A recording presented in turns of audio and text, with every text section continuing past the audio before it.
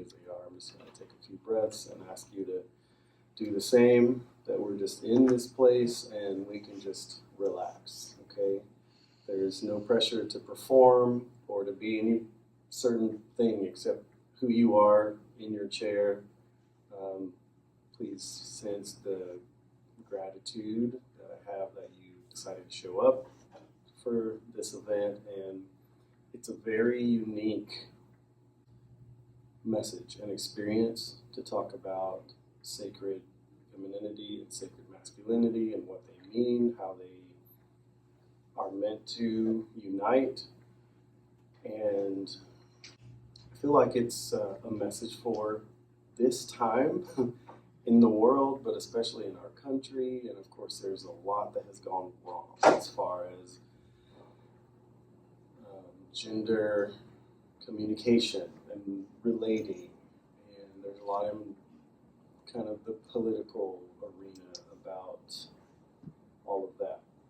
So what we're going to hear today and experience today is, it's going to be very different. It's going to be unlike a lot of the things that are happening outside of these walls.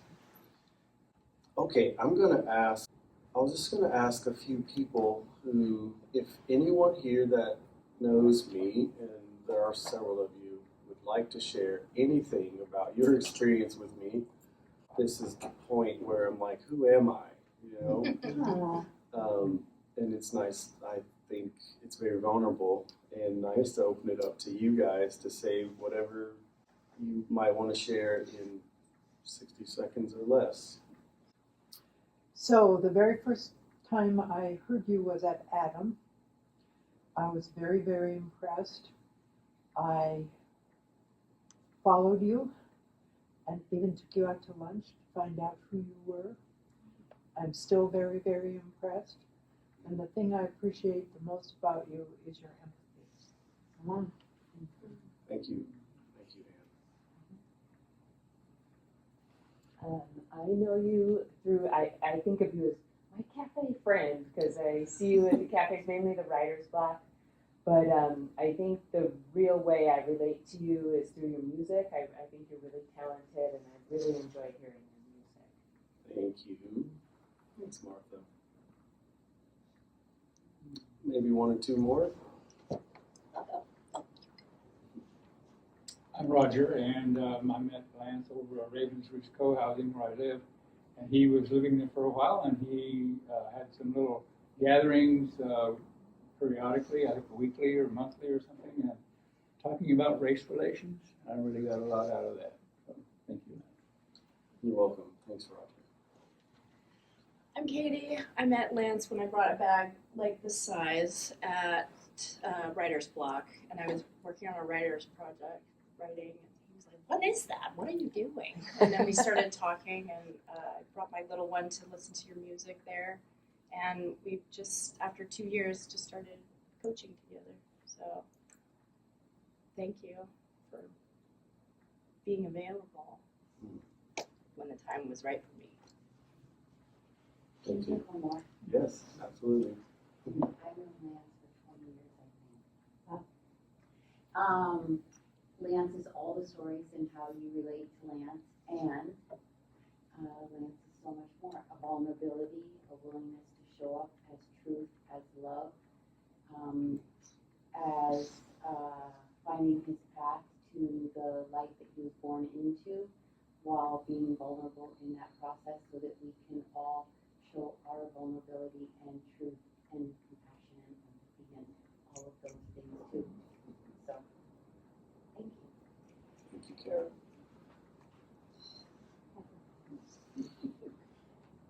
Well, I only met Lance, we met you, I don't know when, December? No, sometime last in the fall. And, yeah, and we read a workshop together, and he sat next to me, and I didn't really know you at all. I'm like, oh, there's Lance. That's who Lance is. And you're like an old soul, you know. It's like wisdom and deep and kind and gentle and strong at the same time, that kind of a thing. And you have a very nice voice. you speak nicely and just, and it brought me a lot of comfort. And I really look forward to learning more things, I have to say. You have a lot of wisdom. Thank you, Stacy. Wow. Thank you so much, all of you. So books and music and life coaching and the Thursday night dinner called the Tribe of I Am, which is every first Thursday. It happens here in this next room. So actually this coming Thursday, you're all invited to the Tribe of I Am dinner from 6 to 7:30. And my coaching, holistic success coaching, self-essentialism is what I'm calling it, that you are so essential to you. You are so essential to your success. And it is my job, I guess, purpose, mission, aspiration, devotion to help you recover that sense of self, which has been so bombarded with everyone else's expectations and so many rules and limits and containers on you, so that the world maybe owns more of you than you do. And that's what self-recovery and IP stands for: identity and purpose, being able to answer the questions, who am I and what am I here to do? I don't have to apologize for who I am and what I'm here to do. I don't need anyone's permission for who I am and for what I'm here to do. I Am University was launched in September, and the Wisdom Group is me. That's the name for the Sacred Feminine Circle, and Gravity is the name for the Sacred Masculine Circle. And there are several coaches in that space. Abraham Oshel is one of the coaches in the space. And Karen is a coach in the space. And Angelina Guerrero is a coach in the space. And these are phenomenal people that I feel so fortunate to know, to be friends with, to work with. And yes, you can find out more on the website, thv-tv.com. Okay, so let's move into wisdom. Just a little bit about this man by the name of Solomon, which in ancient Phoenician is Shlomo, or Shlama is his name. That he was a king of the ancient Israelites. His father was King David, who you maybe heard stories of David and Goliath. Solomon's dad was David. David was a shepherd boy when he knocked down Goliath. He was not a king, but the shepherd became a king, and David and Bathsheba are the parents of Solomon, or Shlomo. He reigned over the Israelite kingdom approximately 970 to 931 BC, about 40 years. The capital was Jerusalem. He's known for his wisdom, his wealth, his extensive building projects, and literary output. So the book of Proverbs and Ecclesiastes and Song of Songs. It's argued some of Psalms as well is written by him. And then there are some books that are not in the biblical canon that are also written by him. And we're going to read a portion from The Wisdom of Solomon is the name of one of those texts. He's a central figure in Judaism, Christianity, Islam, emblem of wise governance, inspiration for later architectural and literary motifs, like very influential throughout history on this planet is Solomon. The biblical narrative paints him as a king of unparalleled wisdom, wealth, and piety, yet also as a cautionary figure whose later compromises led to national division. The thing that I find most amazing about the writings of Solomon is how much he's kind of shouting about this sacred feminine being, who he refers to as wisdom. And in ancient Hebrew or Phoenician, wisdom is the word chachma. And I think we'll see it coming up here soon. But so this is a testimony from him about himself, okay? And it's written in chapter 7 of the Wisdom of Solomon. So this is Solomon speaking. I myself am a mortal man, like to all, an offspring of him that was made of the earth. And in my mother's womb was fashioned to be flesh in the time of 10 months, being compacted in blood of the seed of man and the pleasure that came with sleep. But when I was born, I drew in the common air, and fell upon the earth, which is of like nature. And the first voice which I uttered was crying, as all others do. I was nursed in swaddling clothes, and that with cares. For there is no king that had any other beginning of birth, for all men have one entrance into life, and the like going out. Wherefore I prayed, and understanding was given me. I called upon God, and the spirit of wisdom came to me. I preferred her, so this is where it begins, before scepters and thrones, and esteemed riches nothing in comparison to her. Neither compared I unto her any precious stone, because all gold in respect to her is as little sand, and silver shall be counted as clay before her. I loved her above health and beauty, and chose to have her instead of light, for the light that comes from her never goes out. This is 11 through 20. All good things together came to me with her, and innumerable riches in her hands. And I rejoiced in them all, because wisdom goes before them, and I knew not that she was the mother of them. I learned diligently, and do communicate with her liberally. I do not hide her riches, for she is a treasure unto men that never fails, which they that use become the friends of God, being commended for the gifts that come from learning. God has granted me to speak as I would, and to conceive as is meet for the things that are given me, because it is he that leads unto wisdom and directs the wise. For in his hand are both we and our world, our words, all wisdom also, and knowledge of workmanship. For he has given me certain knowledge of the things that are, namely, to know how the world was made, and the operation of the elements, the beginning, ending, and midst of the times, the alterations of the turning of the sun, and the change of seasons, the circuits of years and the positions of stars, the natures of living creatures and the furies of wild beasts, the violence of winds and the reasonings of men, the diversities of plants and the virtues of roots. So in the works of Solomon, he's brilliant. And here he's like barely just saying, I've done this and I've studied that and thank you God, right? But other royal people at the time were traveling to Jerusalem to hear the wisdom of Solomon, because he knew all these things.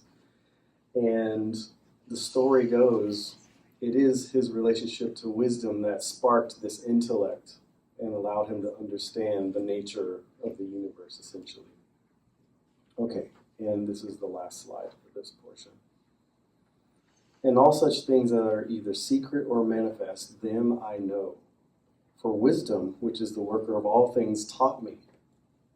And we cannot forget that when he refers to wisdom, he's saying sacred, the sacred feminine. Okay.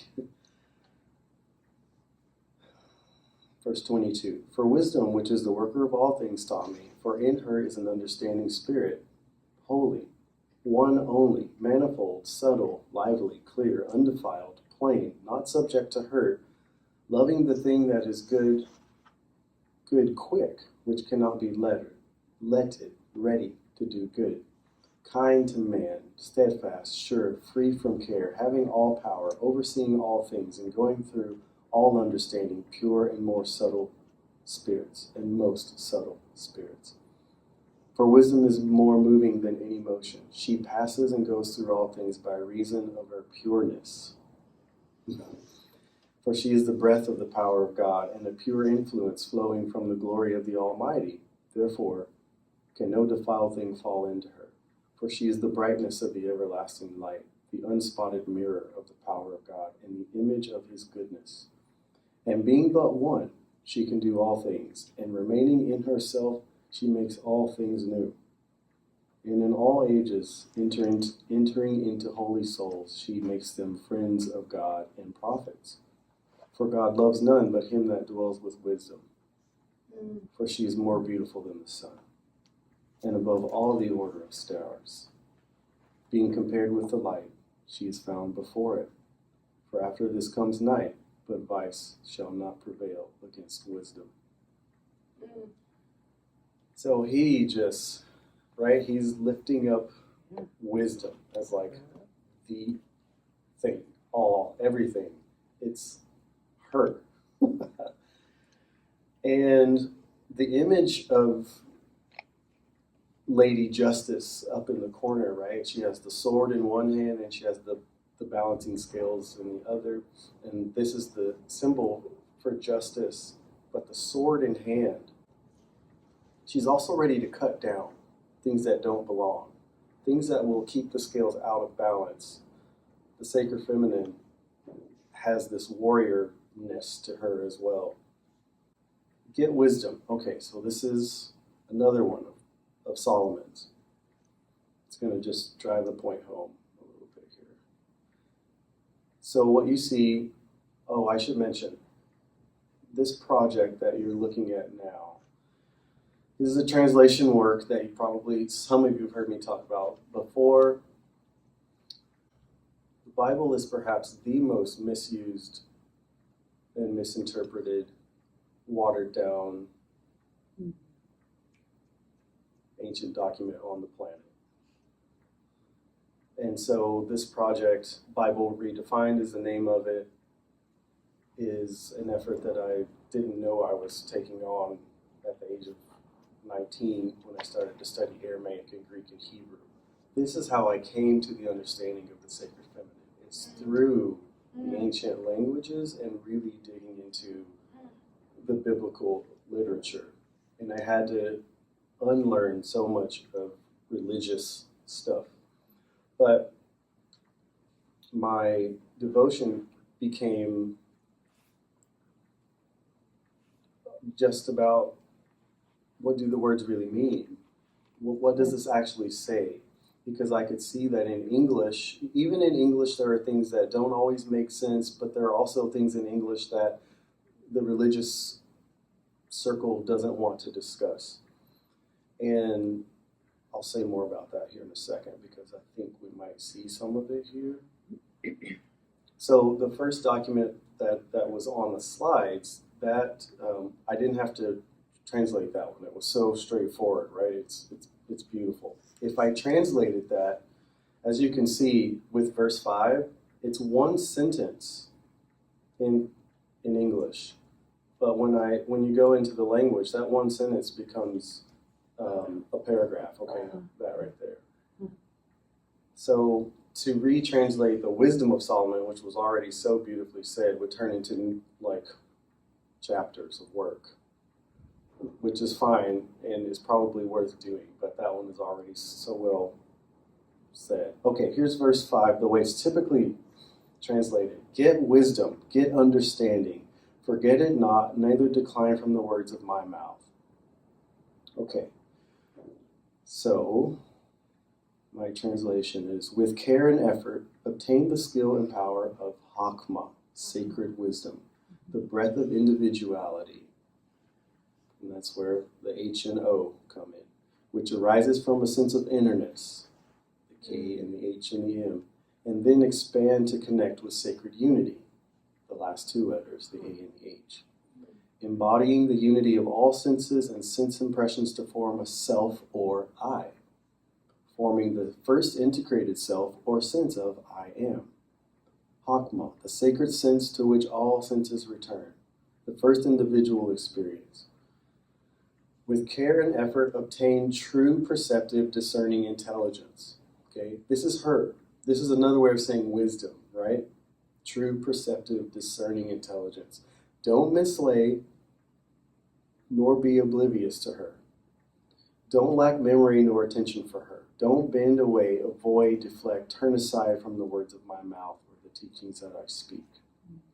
Okay, and the footnote just shows what these numbers are saying, right? The word for wisdom is footnote number 2, and then that's what all this is here. What does the word mean exactly? Forsake her not. Okay, it's very clear. This is in the Bible, and I never once heard any religious group of people say anything about the wisdom of Solomon being related to her, the feminine. And this guy was like, who is she? Like, he's referring to her. Who is she? Okay, verse 6. Don't let her go. Don't refuse her, and she will hedge about you as with thorns, protecting, regarding, and attending to you. Have affectionate desire and delight for her. Breathe after and work with her to kindle a fire of delight and affection from inside out. Seek the bond with her, and she will protect, maintain, defend, and preserve you like a gardener does a vineyard. So now he's describing what's in it for you. What's in this relationship, right? Between you and wisdom. Wisdom is the principal thing. Therefore, get wisdom, and with all you're getting, get understanding. Okay. Sacred wisdom, the breath of individuality, which arises from a sense of inner-ness and then expands to connect with sacred unity. Embodying the unity of all senses and sense impressions to form a self or I, forming the first integrated self or sense of I am. Hakma, the sacred sense to which all senses return. The first individual experience was there in the beginningness, the timeless, spaceless moment before time and space began. She came first. Sacred wisdom was there before everything else. So then, you should make her your first desire above all else. As you acquire sacred wisdom, you'll gain an understanding that is deep, rich, perceptive, and skillful. We're just going to go straight to this one. Exalt her, hold her in very high regard, think and speak highly of her, greatly respect and admire her, and she will exalt you. She will hold you in very high regard and greatly esteem you. When you wholeheartedly embrace or commit to her, she will bring you abundant respect and honor abounding with promotion and elevation. She will place a wreath of graciousness, kindness, favor, beauty, preciousness, goodwill, and elegance on your head. She will surround, cover, protect, and give you a crown, a sacred royal diadem of dignity, bravery, honoring, and the aura of majesty.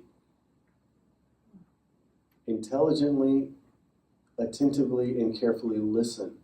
Diligently consider and discern what I'm saying, my child.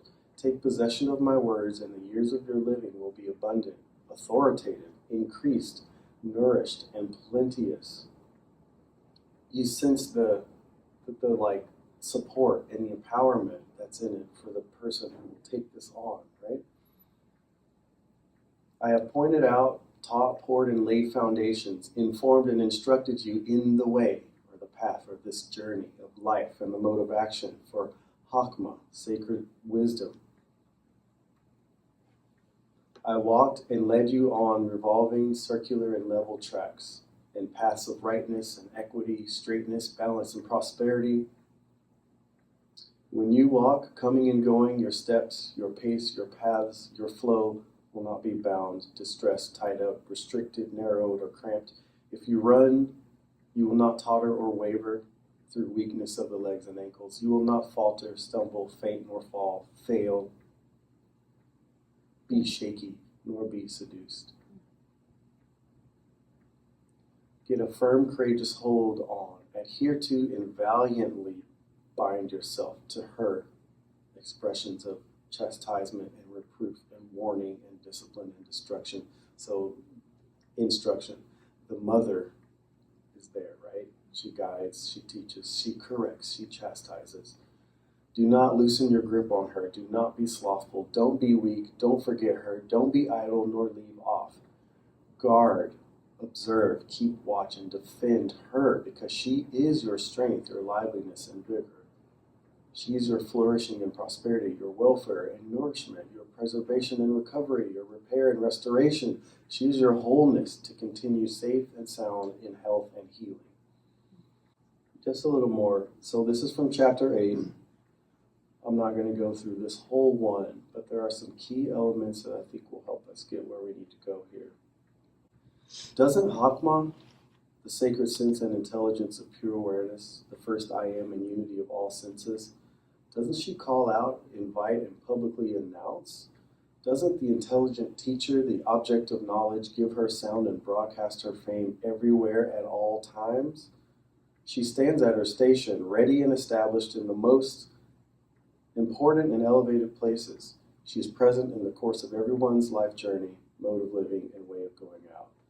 She is present in the course of everyone's life journey, mode of living, and way of going about. I'm going to read that one more time, okay? She is present in the course of your life journey, your mode of living, and way of going about. So when I say translate sacred sense, okay, I'm looking at verse 1. Sacred sense and intelligence of pure awareness, the first I am, a unity of all senses. She is intimately connected to you as your own sense of self. Your ability to process information, your ability to hear the words that I'm saying, your ability to see me and to see this space and to perceive, to sense throughout your body when things are good or when things are not so good, or you feel a newness, or all of that sensory stuff is wisdom.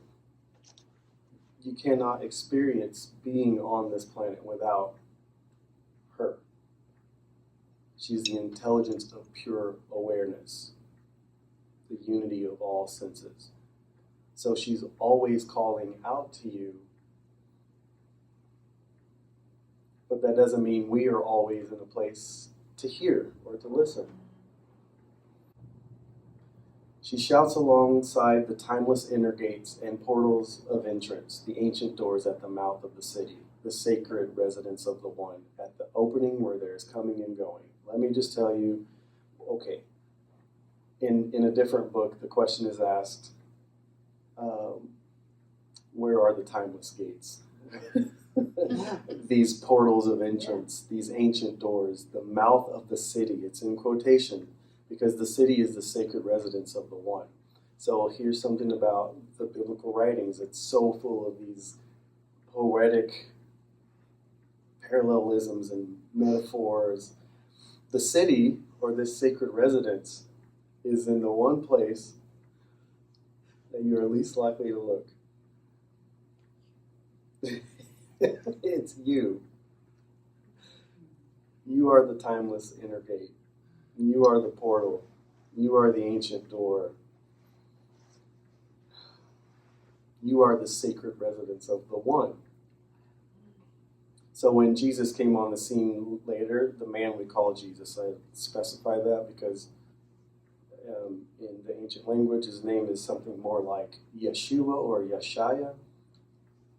And yes, so he later came on the scene and said, you can't find the kingdom of God out there. It's within you. So, and this is the message that's repeated in this book, but you might just miss it, you know. So verse 4, okay, so we said that you are this timeless gate and this portal and the ancient doors. So, and here's another way of saying it. I calls to you.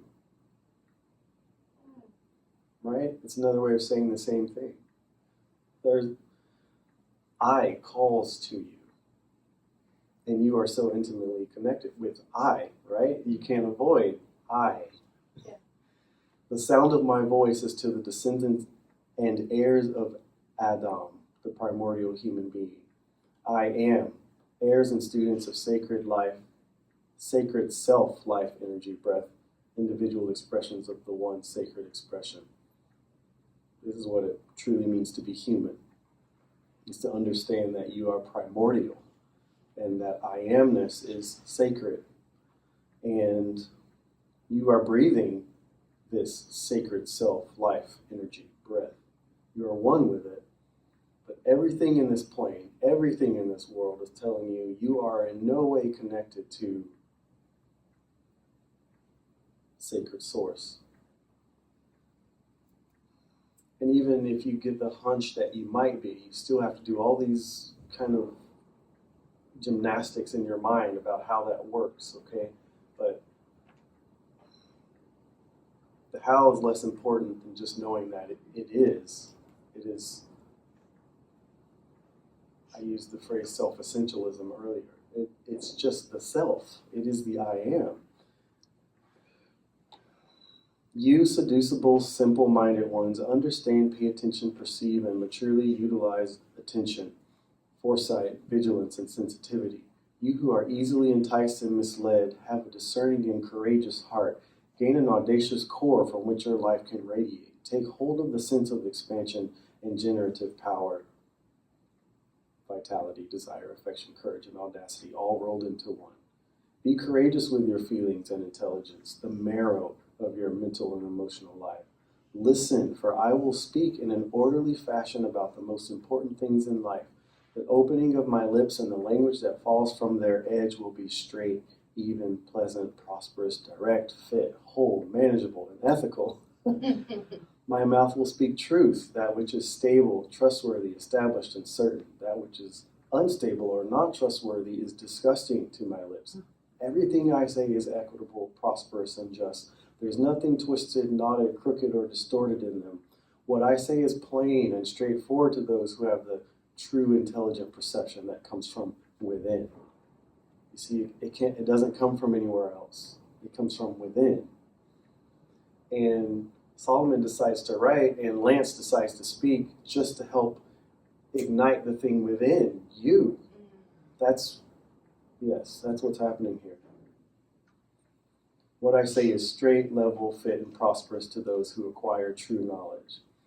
Accept my teaching and correction more than money. Accept true knowledge more than fine gold. Oh, so there's that thing again, right? Solomon, who is said to be the wisest ever, but also one of the most rich, also said, no amount of jewelry or gold can compare to her.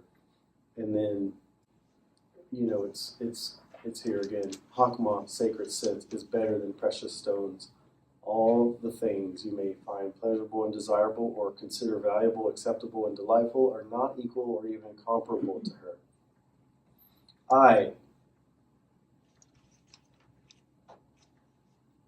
I dwell in the same house with discretion, the power and freedom to choose and act according to one's own judgment.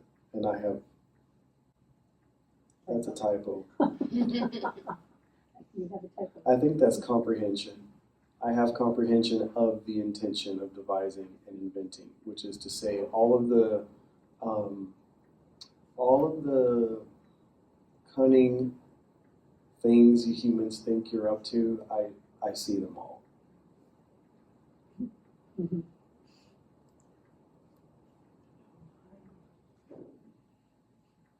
Jumping ahead a bit. Wealth and riches, abundance and honor are with me. Durable and imminent wealth, riches, sufficiency, easy substance, successful effort, correct judgment, and moral virtue. All the things that we want to mastermind, she's saying, if you'll seek me first, all of this success that you're after, it'll just roll in. The result of knowing me is better than fine gold. My product and revenue are better than the best silver.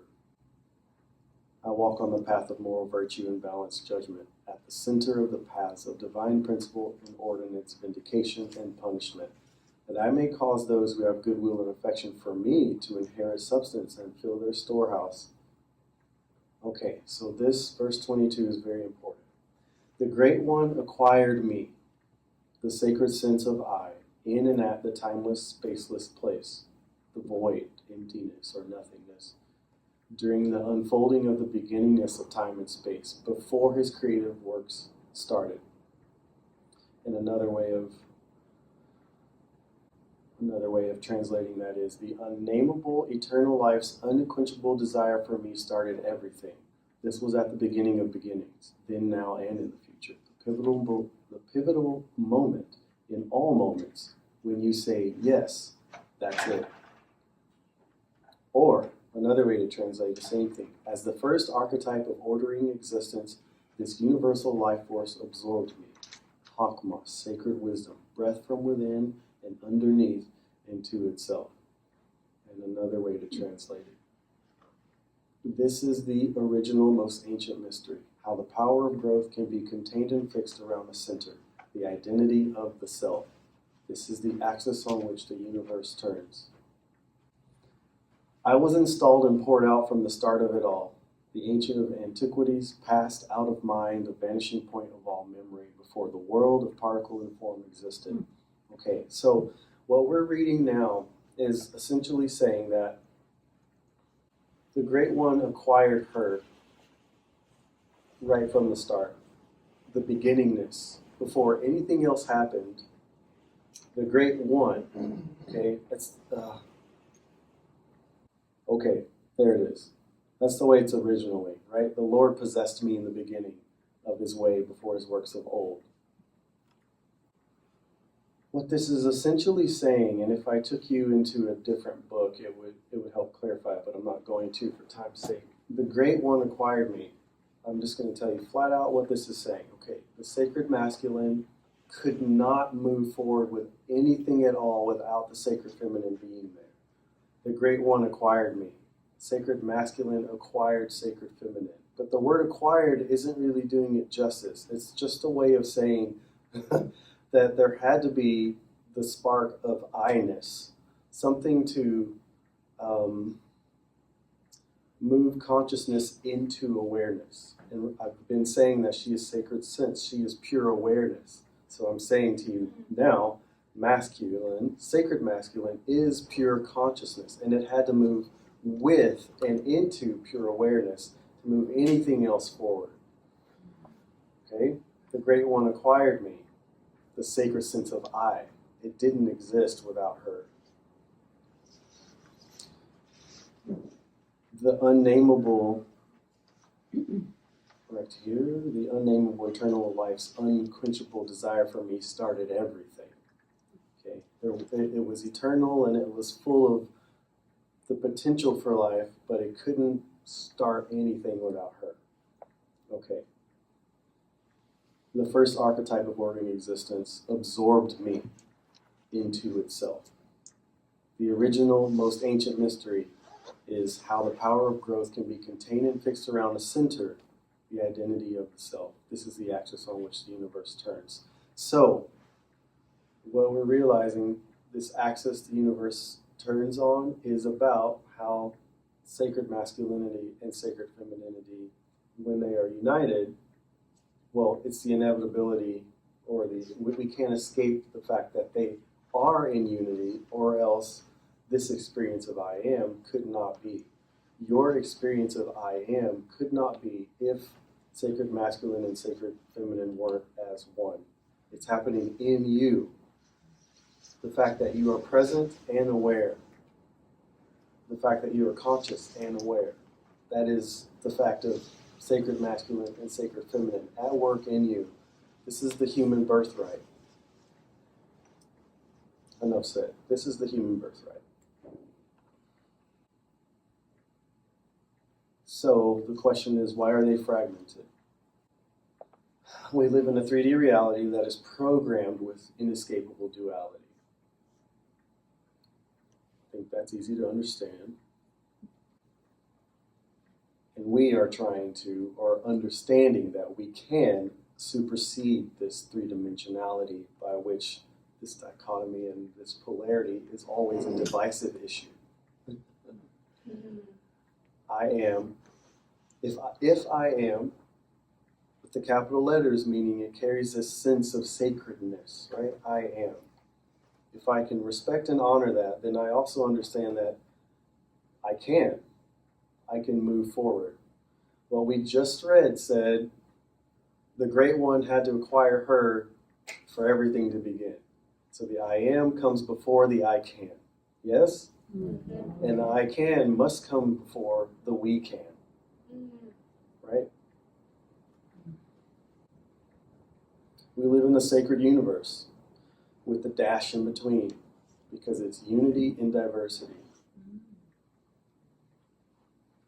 This is the I am, and it leads to the we can.